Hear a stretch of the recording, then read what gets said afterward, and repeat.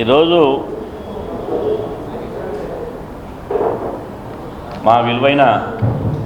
మీ విలువైన సమయాన్ని కేటాయించి వచ్చినటువంటి గౌరవ పాత్రికేయ సోదరులు, ప్రింట్ అండ్ ఎలక్ట్రానిక్ మీడియా మిత్రులు, ఫోటోగ్రాఫర్ మిత్రులకు పేరు పేరున హృదయపూర్వక నమస్కారాలు. ఈరోజు చాలా అతి ముఖ్యమైనటువంటి విషయం మీద ఈ మీడియా సమావేశం ఏర్పాటు చేయడం జరిగింది. తెలంగాణ రాష్ట్రంలో మేము అధికారంలోకి వస్తే స్థానిక సంస్థల ఎన్నికలకు ముందే తెలంగాణ రాష్ట్రంలో సమగ్ర కులగణన చేపట్టి ఆ కులగణన ద్వారా స్థానిక సంస్థల ఎన్నికల్లో 42% రిజర్వేషన్లు పెంచుతామని చెప్పి కాంగ్రెస్ పార్టీ కామారెడ్డి డిక్లరేషన్ ద్వారా హామీ ఇచ్చి అధికారంలోకి వచ్చింది. అధికారంలోకి వచ్చిన 6 నెలల్లోనే కులగణన చేసి రిజర్వేషన్లు పెంచుతామని చెప్పి స్పష్టంగా చెప్పడం జరిగింది. ఈరోజు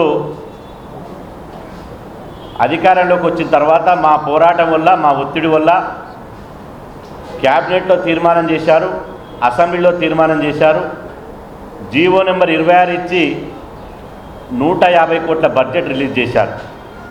కానీ పార్లమెంట్ ఎన్నికల తర్వాత కాంగ్రెస్ ప్రభుత్వానికి ఏమైందో ఏమో తెలియదు, కానీ పార్లమెంటు ఎన్నికలకు ముందు చేసినంత స్పీడు కులగణన విషయంలో పార్లమెంట్ ఎన్నికల తర్వాత నత్తనడకతోటి, దాటవేత ధోరణితోటి, అదేవిధంగా ఈ కులగణన చేయకుండానే గ్రామ పంచాయతీ ఎన్నికలు నిర్వహిద్దామనే ఒక దుర్బుద్ధి ప్రభుత్వానికి వచ్చింది. అయినప్పటికీ ప్రభుత్వానికి ఎప్పటికప్పుడు మీరు కులగణన విషయంలో మాట తప్పితే టీఆర్ఎస్ పార్టీకి ఏ గతి పట్టిందో మీకు కూడా అదే గతి పడుతుందని చెప్పి ఒకవైపు వీధి పోరాటం చేశాం, కులగణన యాత్రలు చేశాం, అదేవిధంగా అఖిలపక్ష సమావేశాలు పెట్టాం, రౌండ్ టేబుల్ సమావేశాలు పెట్టాం, కలెక్టరేట్లో ముట్టడి చేశాం, చివరికి ఢిల్లీలో ఏఐసిసి ఆఫీసు కూడా ముట్టడించినాం. తర్వాత ప్రభుత్వము గౌరవ ముఖ్యమంత్రి రేవంత్ రెడ్డి గారు కులగణన విషయంలో దాటవేత ధోరణి అవలంబించి ప్రభుత్వంలో ఏ పదవి లేనటువంటి జానారెడ్డి గారిని పక్కన కూర్చోబెట్టుకొని జానారెడ్డి గారు చెప్పినట్టు వింటూ కులగణన చేయకుండానే, బీసీ రిజర్వేషన్లు పెంచకుండానే గ్రామ పంచాయతీ ఎన్నికలకు దొంగచాటుగా పోవాలని చెప్పి ప్రభుత్వం ప్రయత్నించింది. దాన్ని అడ్డుకోవాలనేటువంటి ఉద్దేశంతో, బీసీలకు న్యాయం జరగాలనేటువంటి ఉద్దేశంతో మేము చివరిగా హైకోర్టులో పిటిషన్ వేయడం జరిగింది. మేము ఒకవైపు వీధి పోరాటం చేస్తూనే ఇంకొక వైపు న్యాయ పోరాటం చేయాలని చెప్పి నిర్ణయించుకుని ఒక బీసీ సంక్షేమ సంఘం అధ్యక్షుడిగా నా పేరు మీద హైకోర్టులో writ petition number 7991/2019 filed by mister Jajula Srinivas Goud, president BC welfare association, హైకోర్టులో ఈ పిటిషన్ వేయడం జరిగింది. ఈ పిటిషన్ మీద సుదీర్ఘమైనటువంటి వాదనలు జరిగాయి.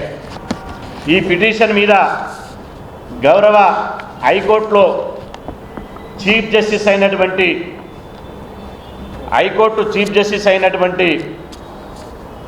చీఫ్ జస్టిస్ లోక్ ఆరాధే, అదేవిధంగా జి శ్రీనివాసరావు గారు గౌరవ బెంచి దగ్గర ఈ ఆర్గ్యుమెంట్స్ జరిగినాయి. ఈ వాదనలు జరిగిన తర్వాత ఇలా స్పష్టంగా నిన్న రాష్ట్ర హైకోర్టు, గౌరవ హైకోర్టు రాష్ట్ర ప్రభుత్వానికి ఈ హైకోర్టు ఒక ఆర్డర్ని ఇవ్వడం జరిగింది, తీర్పునివ్వడం జరిగింది. మీరు కులగణన చెయ్యాలి, అదేవిధంగా తెలంగాణ రాష్ట్రంలో సామాజిక సర్వే చేయాలి, బీసీలు ఎంత శాతం ఉన్నో నిర్ధారించాలి, బీసీలు ఎంత శాతం ఉన్నో అంత శాతం రిజర్వేషన్లు పెంచి బీసీ రిజర్వేషన్లు నిర్ధారించిన తర్వాతనే మీరు స్థానిక సంస్థల ఎన్నికలు నిర్వహించాలని చెప్పి నిన్న హైకోర్టు స్పష్టంగా ఇవాళ రాష్ట్ర ప్రభుత్వానికి ఆదేశాలు జారీ చేసింది. ఇవాళ ఇంత గొప్ప జడ్జిమెంట్ ఇచ్చినటువంటి గౌరవ న్యాయస్థానానికి యావత్తు బీసీ సమాజం తరపున ప్రత్యేకంగా ధన్యవాదాలు తెలుపుతున్నాం. ఎందుకంటే ప్రభుత్వం, కాంగ్రెస్ ప్రభుత్వం కులగణన లేకుండానే ఎన్నికలకు వెళ్ళాలని చూస్తే న్యాయస్థానం ఈరోజు జోక్యం చేసుకుని కులగణన చేసిన తర్వాతనే, బీసీ రిజర్వేషన్ను నిర్ధారించిన తర్వాతనే మీరు ఎన్నికలు నిర్వహించాలి, మళ్ళీ మీకు ఎంత సమయం పడుతుందో చెప్పండి అని చెప్పి ప్రభుత్వ అడ్వకేట్ జనరల్ని హైకోర్టు ప్రశ్నిస్తే హైకోర్టు జనరల్ సుదర్శన్ రెడ్డి గారు వారు స్పష్టంగా చెప్పడం జరిగింది. Shri A Sudarshan Reddy, advocate general of Telangana, informed the division bench compromising of CJ Alok Arade and Justice J. Srinivasarao that it will take 2 or 3 months to complete the enumeration of BCs in Telangana state for providing reservation to BCs in local body elections. ఇది CJ గారి బెంచ్కి రాష్ట్ర ప్రభుత్వం తరపున advocate general Sudarshan Reddy గారు ఇచ్చినటువంటి statement.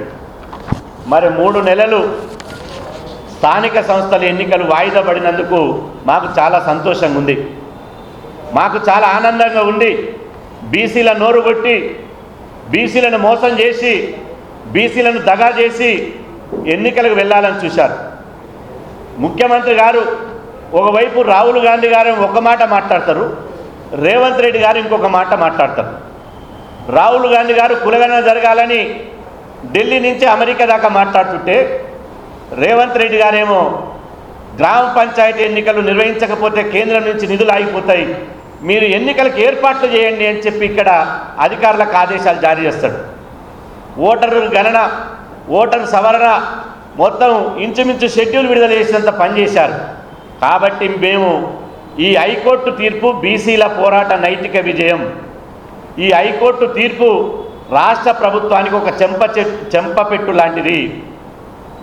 ఈ high court తీర్పుతోటైనా ప్రభుత్వానికి నేను విజ్ఞప్తి చేస్తున్నా, ఈ హైకోర్టు తీర్పుతోటైనా మీరు తక్షణమే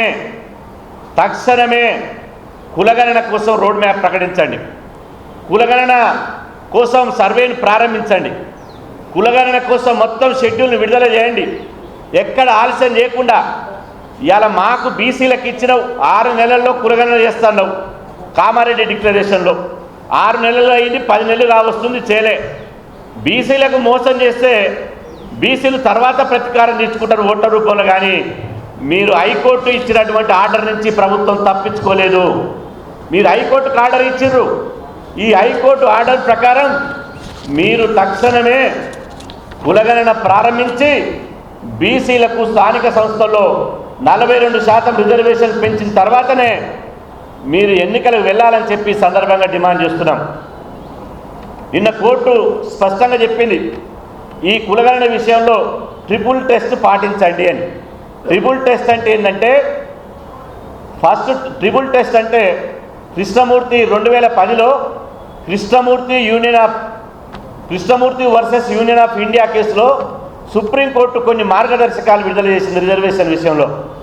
ఆ రిజర్వేషన్ల విషయంలో విడుదల చేసిన మార్గదర్శకాలు ఏంటంటే, ఒకటి, ఏ సామాజిక వర్గానికైతే రిజర్వేషన్లు కల్పించాలనుకుంటున్నారో ఆ సామాజిక వర్గానికి జనాభా లెక్కలు ఉండాలి. ఆ జనాభా లెక్కను సేకరించడానికి అడ్డదిడ్డమైనటువంటి కార్పొరేషన్లు కాదు, మీరు ఖచ్చితంగా రాజ్యాంగబద్ధమైనటువంటి డెడికేటెడ్ కమిషన్ ఏర్పాటు చేయండి అని చెప్పి ఫస్ట్ టెస్ట్లో చెప్పారు. సెకండ్ టెస్ట్ ఏంటంటే రాజ్యాంగబద్ధమైన ఏర్పాటైనటువంటి డెడికేషన్ కమిషన్ తోటే కులగణన చేయాలి. ఆ కులగణన చేసిన తర్వాత జనాభా దామాష ప్రకారం వాళ్ళు ఉన్న శాతాన్ని బట్టి రిజర్వేషన్లు ఇవ్వాలి. మూడో టెస్ట్ ఏంటంటే బాధాకరమైన విషయం ఏంటంటే మూడో టెస్ట్లో ఇవాళ డెడికేషన్ కమిషన్ నియమించి దాని తర్వాత కులాల లెక్కలు తీసి రిజర్వేషన్లు పెంచిన తర్వాత రిజర్వేషన్లు దామాష ప్రకారం ఇచ్చిన తర్వాత ఈ ఎస్సీ ఎస్టీ బీసీ రిజర్వేషన్లు 50% మించకుండా ఇవాళ రిజర్వేషన్లు అమలు చేయాలని చెప్పి సుప్రీంకోర్టు ఇచ్చింది. ఇవాళ మొదటగా మా నైతిక విజయం ఇది పాక్షిక విజయం. ఎందుకనంటే ఒకటి, ప్రభుత్వాన్ని గ్రామ పంచాయతీ ఎన్నికలు స్థానిక సంస్థల ఎన్నికలు నిర్వహించకుండా ఆపగలిగాం. రెండు, కంపల్సరీ ప్రభుత్వం మెడలు వంచి ప్రభుత్వాన్ని వంగబెట్టి ఇటు వీధి పోరాటం ద్వారా అటు న్యాయ పోరాటం ద్వారా ఈ 3 నెలల్లో కులగణన చేసే విధంగా మేము చేయగలిగాం. మూడోది ఏంటంటే రేపు స్థానిక సంస్థల్లో రిజర్వేషన్ పెంచిన తర్వాత మళ్ళీ కోర్టు ఈ ట్రిబుల్ టెస్ట్ ప్రకారం కొట్టేస్తుంది కదా అనుకుంటారు. కానీ ఇక్కడ ఒక రాజకీయ పరిష్కార మార్గం ఏర్పడ్డది. తమిళనాడు రాష్ట్రంలో ఎట్లయితే 9th షెడ్యూల్ పెట్టి 65%, 69% రిజర్వేషన్లు ఇచ్చారో దీనికి కూడా ఒక రాజకీయ నిర్ణయం జరుగుతుంది. నేను చివరిగా చెప్పేది ఏంటంటే ఎందుకు రాజకీయ నిర్ణయం జరుగుతుందంటే ఇప్పుడున్నటువంటి బీజేపీ ప్రభుత్వం సెంట్రల్లో సంపూర్ణ మెజార్టీతో లేదు. తెలుగుదేశం పార్టీ, జనసేన పార్టీ, అదేవిధంగా జనతాదళ్ పార్టీ, చాలా పార్టీలతోటి రామ్ విలాస్ పార్టీ వీళ్ళ కలయికతోటి ఇలా కేంద్రంలో ప్రభుత్వంలో అధికారంలో ఉంది. సంపూర్ణ మెజార్టీతోటి కాకుండా బీజేపీ ప్రభుత్వం సంకీర్ణ మెజార్టీతోటి ఉంది. ఈ సంకీర్ణ మెజార్టీలో ఉన్నటువంటి ఈ భాగస్వామ్య పార్టీలు ఏదైతుందో తెలుగుదేశం పార్టీ మొన్న ప్రజాకాలంలో విడుదల చేసినటువంటి తమ ఎన్నికల మేనిఫెస్టోలో మేము అధికారంలో రాగానే స్థానిక సంస్థల ఎన్నికల్లో 34% రిజర్వేషన్ కల్పిస్తామని చెప్పి వాళ్ళు చెప్పడం జరిగింది.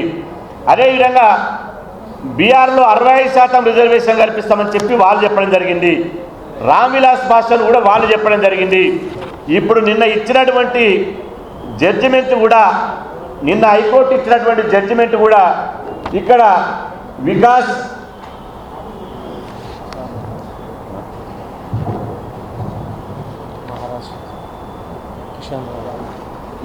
కిషన్ రావు గవాలి వర్సెస్ మహారాష్ట్ర, ఇది జడ్జిమెంట్. వికాస్ కిషన్ రావు గవాలి వర్సెస్ మహారాష్ట్ర కేసులో ఈ ట్రిబుల్ టెస్ట్ ప్రకారం ఈ రిజర్వేషన్ నిర్ధారించి బీసీ ఎన్యుమరేట్ కులగణన చేసి ఎన్నికలు వెళ్ళాలని చెప్పి ఇది ఇచ్చింది. ఆ జడ్జిమెంట్లో కూడా పారా నెంబర్ 13ను ప్రామాణికం చేసుకొని వెళ్ళాలని చెప్పింది. కాబట్టి ఈ అన్ని జడ్జిమెంట్లు కూడా ఇప్పుడు చెప్తున్నది ఏంటంటే న్యాయస్థానాల్లో కులగణన చేయాలని చెప్పి మాకు జడ్జిమెంట్ ఉన్నది. ఆ కులగణన ఆధారంగా రిజర్వేషన్లు ఇవ్వాలన్నది. ఓవేళ ఇక్కడ ఏమైనా వ్యతిరేకత వస్తే రేపు భవిష్యత్తులో కేంద్రంలో రేపు చంద్రబాబు నాయుడు గారు, నితీష్ కుమార్ గారు, రామ్ విలాస్ పాస్వాన్ కుమారుడు, అదేవిధంగా ఇతర భాగస్వామ్య పక్షాలు కేంద్రంలో ఒక నిర్ణయం తీసుకోబోతున్నాయి.